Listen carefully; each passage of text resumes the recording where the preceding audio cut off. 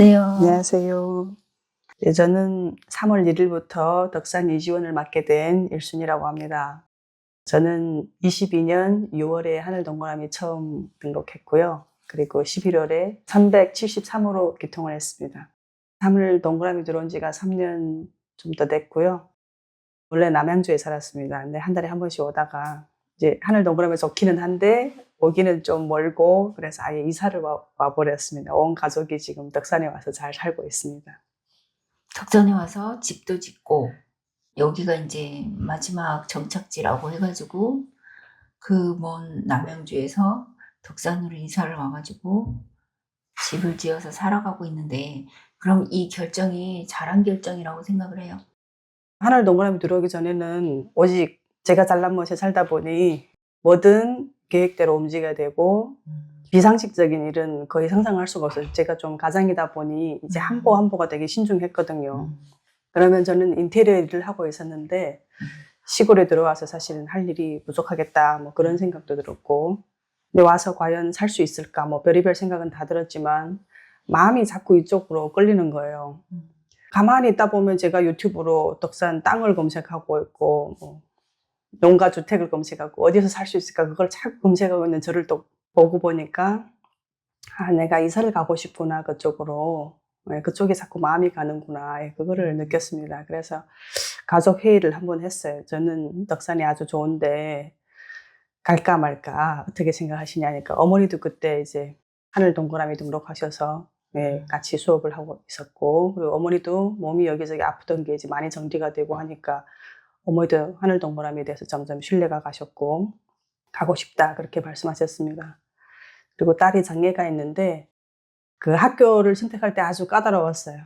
수업 중에 막 소리 지르기도 하고 감정 기복이 있어서 이제 친구들한테 좀 피해도 주기도 하고, 그러다 보니 그냥 일반 학교는 안 되고 특수 학급이 있거나 아니면 우리 아이 같은 아이를 충분히 받아줄 수 있는 그런 학교가 필요했어요. 그래서 초등학교는 시골 학교를 다녔는데 만족도가 엄청 높았습니다.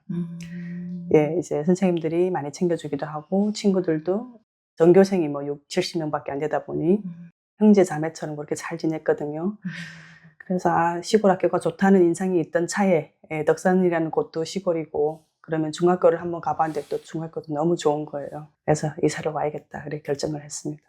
생각이 나는 게, 엄마가 여기저기 아프셔 가지고 약을 갖다가 한두 알을 드신 게 아니라고 얘기를 들었는데, 뭐 많게는 인제 한 주먹이라고 얘기를 하시긴 했는데, 네. 그러면 엄마도 하늘 동그라미 들어와 가지고 많이 자유로워지셨겠네요.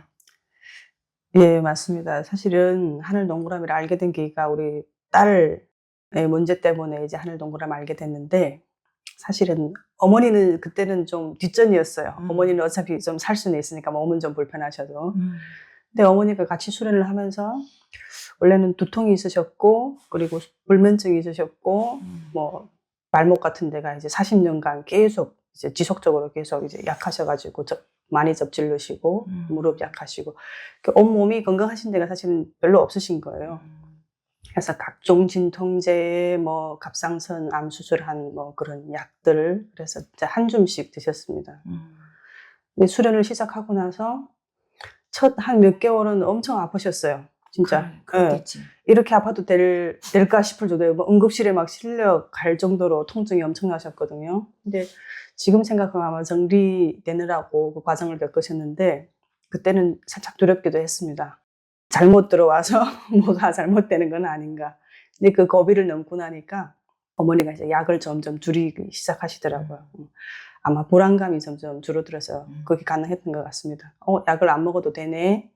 그러면서 조금 줄이시더니 지금은 영양제도 안 드셔도 하루 종일 진짜 기운이 쌩쌩하시고, 원래는 어머니는 낮잠을 거의 못 주무셨어요. 자지도 않거니와. 근데 지금은 낮에 일하시다가 피곤하면 들어간 머리만 닿으면 그냥 낮잠도 주무시고. 엄마는 몇 살이시죠? 어머니 올해 71세십니다. 아. 엄마가 너무 많이 억세게 살아서, 그 억세게 사신 분들은 정말 치열하게 사셨기 때문에 전생 정화가 들어가면 그 찌꺼기들이 너무 많아서, 그래서 인제 응급실에 입원하시는 분들도 계시긴 하지만, 그건 인제 과정이라는 걸 갖다 지나고 보면 인제 다 알게 되죠. 네, 맞습니다. 그래서 그 과정에서 있기 때문에 우리 회원님들이 오시면 안 죽습니다, 괜찮습니다, 이 말을 감히 할 수 있는 것 같아요. 그거를 제가 느껴보지 않았더라면 나는 아파서 죽겠는데 응급실 가야 될까요, 말아야 될까요 하면 빨리 가시라 그 말씀을, 물론 지금도 꼭 필요하면 가시라고 말씀을 드리는데 저희 어머니 같은 경우에는 그랬습니다. 이게 이제 참고할 수 있는 그런 것들이 계속 생겨나는 것 같아요. 한 회원은 응급실을 갔다가 그 수련하는 중에 한 3번은 갔었는데 그 회원은 자기 나름대로 굉장히 힘을 주고 살았고, 그리고 자기는 정말 열심히 산 것밖에는 죄가 없다고 끊임없이 입으로 얘기했던 사람이었는데 응급실을 갔다 3번이나 왔다 갔다 하는 과정에서 천만이 이 공부를 계속해야 되나 많은 회의를 안고 살다가 2년, 3년 되니까 진짜 굉장히 널널해지는데, 처음에 들어오셔 가지고 많이 아프신 분들은 '괜히 들어왔나?' 이런 생각을 하실 수도 있지. 네, 저희 회원님 중에도 그런 분들이 몇 분 계십니다. 그럴 때마다 제가 겪은 게 있다 보니 말씀드릴 수 있어요. 조금만 견뎌보시라고. 우리 기공유 해드릴 테니까 요 구간만 넘겨가시면 괜찮으시다고. 그분들이 판단을 하시긴 하겠지만 우리가 얘기를 하는 거는 "하루 이틀 한번 추세를 지켜보세요."라고 하는 것이 그들한테는 좀 도움이 되기는 하지만, 그래도 병원에 가시겠다고 하시는 분들은 가시라고 하는 게 그들한테 마음의 안정에 참 많이 필요하기 때문에 그 부분은 생각을 하고 있어야 되겠네요. 알겠습니다. 처음에 1순위 님이 들어왔을 때 느꼈던 그거는 '아 나한테 왜 이런 딸이 생겼지? 나는 이 딸이 원하지 않았었는데 왜 이렇지?' 계속 그게 반복이 돼 가지고 악순환이 뱅뱅 돌았던 그 느낌을 나한테 줬었는데. 맞습니다. 물론 살아오면서 아주 순탄하진 않았지만 그래도 일부는 제가 노력을 하면 좀 해결이 될 수 있는 일들이었어요. 우리 딸이 장애가 있는 건 이거는 치료를 해도 해결할 수 없는 일이고 누가 나를 도와줄 수도 없는 일이고 오롯이 온전히 그냥 제 책임인 이런 부분들, 이게 그냥 제 인생의 한계를 시험하는 느낌이었어요. 왜 죽으라는 말인가 그러면서 살라는 건가 죽으라는 건가 그러면서 하늘이 있다고 하면 따지고 싶었으면 도대체 왜 나는 이렇게 살아야 되나, 지금까지 산 것도 부족했나 그러면서 막 따지고 싶었거든요.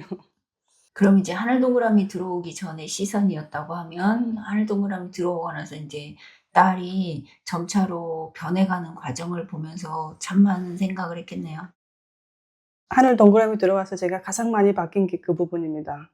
음. 딸을 바라보는 시선이 어떻게 바뀌었냐면, 예전에는 딸 때문에 내가 불행하다. 예, 앞으로 노후도 아주 불행할 것이다. 그리고 내가 죽으면 딸은 어떡하나 그 마음이 항상 있었는데 그게 지금 다 바뀌었어요. 제 성격상, 그리고 지금까지 살아왔던 저를 이렇게 돌이켜 봤을 때 딸이 만약에 정상적인 아이였으면 제가 아이를 엄청 닥달을 했을 것 같습니다. 아 맞다. 성공하라고. 예. 남을 능가해야 되고 초과해야 되고 우수해야 된다는 그 이제 꿈이 다 꺾인 거예요. 그러면서 이제 하늘 동그라미 들어가서 선생님께서 우리 전생 정화할 때 그 어떻게 전생이 얽혔는지 사실 궁금하기는 했습니다. 전생이 만약에 있다고 하면은 우리는 어떻게 얽혔길래 이번 생에 이렇게 만났을까? 그래서 처음 선생님께서 말씀해 주셨는데, 제가 전생에 대감이었고 우리 엄마는 우리 집의 하인이었고 딸은 그 하인의 딸이었는가 그 그래. 여동생이었는가에 하여튼 그 친인척. 딸이었어. 예. 그래서 음. 선생에서도 할머니를 갖다가 엄마로 생각하면서 할머니가 가를 갖다가 인제 딸처럼 양육을 하는 것이 그 파동이 그때 맞은 거였지. 그때 그 전생에서는 장애가 있는 그 딸을 돌보는 나의 하인이 아주 마음에 안 들었다고 그래 말씀하셨어요, 선생님께서. 그래서 우리 집 일을 열심히 해야 되는데 이제 장애는 딸을 돌본다고 호미 자루도 던지고 이제 일하다가 가고 일을 잘 안 하니까 이 대감이 좀 못마땅하게 생각했다고 그래 말씀하셨습니다. 근데 그때 그 전생에서는 장애가 있는 딸을 키우는 마음이 어떤 건지 대감으로서는 아마 몰랐을 수도 있겠죠. 그래서 이번 생에 저희 자녀로 와서 장애가 있는 딸을 키우는 이 엄마의 마음을 느끼게 해주지 않았더라면 저희 영혼은 아마 성종을 못하고 잘난 멋에 평생 앞으로도 계속 그렇게 살지 않았을까. 그 말씀을 듣고 나서 이유가 있었구나.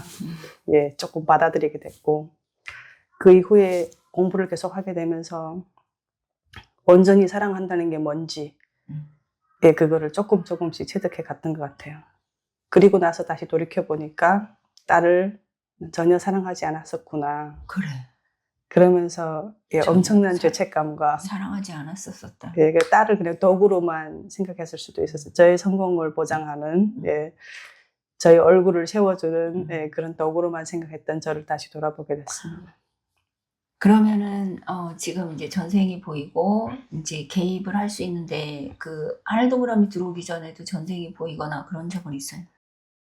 보이진 않았는데 꿈을 아주 리얼하게 꾼 적이 있어요. 그래서 하늘 동그라미 처음에는 사실은 마음이 안 열렸었죠. 그렇지. 예, 믿기 어려운 이야기잖아요.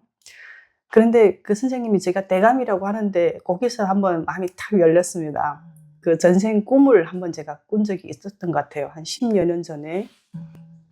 그때도 제가 대감이었습니다. 그리고 50대 한 남자였는데 그 사람의 마음이 너무 생생하게 읽히는 거예요. 그 꿈 안에서. 그냥 제가 딱 그 사람인 거예요.